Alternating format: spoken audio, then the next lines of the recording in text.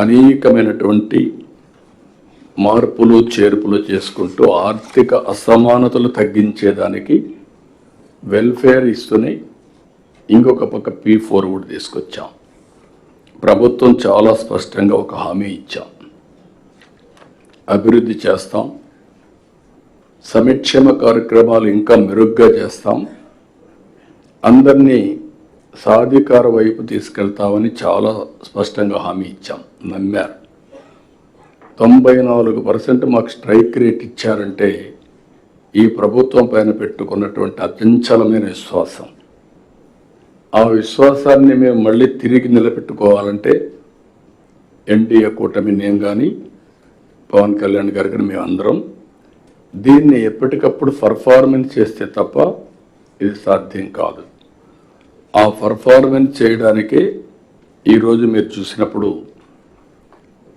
మంత్రులు ఎంత పనిచేసినా అధికార యంత్రాంగం కూడా దీన్ని ముందుకు తీసుకుపోయే పరిస్థితి రావాల్సిన అవసరం ఉంది.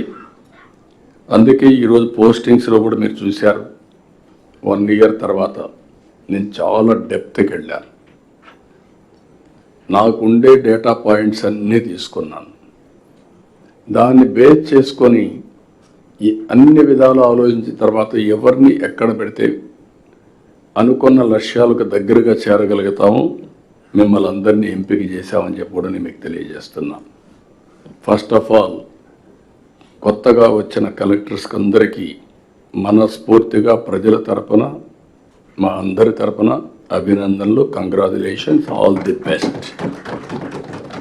అదే సమయంలో పాత కలెక్టర్స్కి మళ్ళీ ఒకసారి గుర్తు చేస్తున్నా, మీలో కాంప్లసెన్సీ ఉంటే అది కరెక్ట్ కాదు. మీరు చేసిన పని బాగా ఉందనే ఉద్దేశంతో మిమ్మల్ని కొనసాగిస్తున్నాం. అదే సమయంలో మీరు నిరూపించుకోవాల్సింది ఇంకా చాలా ఉంది. ఇంత మునిపే రెవెన్యూ మినిస్టర్ గారు చెప్పారు,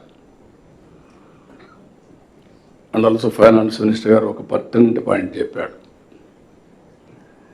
ప్రైమ్ మినిస్టర్ తర్వాత, చీఫ్ మినిస్టర్ తర్వాత ఆల్ పవర్ఫుల్ కలెక్టర్.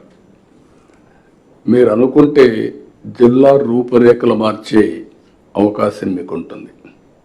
ఆ విషయం గుర్తుపెట్టుకోవాలి. రెండోది ప్లానింగ్, పొలిటికల్ గవర్నెన్స్ అన్నాం. మీరు అడ్మినిస్ట్రేషన్ చేయగలుగుతారు, పొలిటికల్ మేనేజ్మెంట్ చేయాల్సింది ఈ పక్కుండే రాజకీయ నాయకులు చేయాలి, మంత్రులు చేయాలి. That is their duty. Policy ఇవ్వడమే కాకుండా ఆ పాలసీని లాస్ట్ మైల్కి ప్రజల్లోకి తీసుకుపోవడం, అమలు చేయడం, ప్రజల్ని ప్రిపేర్ చేయడం, పొలిటికల్ ఫోర్సెస్ ఏమైనా ఉంటే న్యూట్రలైజ్ చేయడం, సమర్థవంతంగా వాళ్ళని